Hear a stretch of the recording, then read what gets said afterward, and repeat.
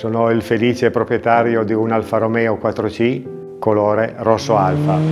Ist mein Alltagsauto, aber es ist nicht mein erster Alfa. I've owned 2 GTs before, and I've enjoyed and smiled through every single mile that I've driven. C'était une Alfetta, j'avais 14 ans lorsque mes parents l'ont acquis. C'est la voiture phare de ma collection. What I love about Alfa is the general appreciation amongst car enthusiasts. Begeistern mich einmal die Formen, die eleganten Linien. Alfa war mit der Technik seiner Zeit ja immer schon weit voraus. Si sente battere il cuore. So from the very first moment I saw the 4C, I fell in love. And I knew that I had to get one in my life. Alors, ce que l'on apprécie le plus de l'Alfa 4C, c'est de sa légèreté et une ligne intemporelle.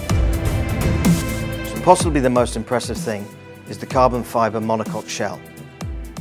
And then there's the engine and the sound that it makes. Oh, the sound. Am aufregendsten beim 4C finde ich uns einer unglaublichen Beschleunigung.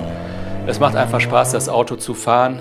Avviando il motore, il sound dello scarico e le prestazioni dicono tutto quello che può dire una grande Alfa.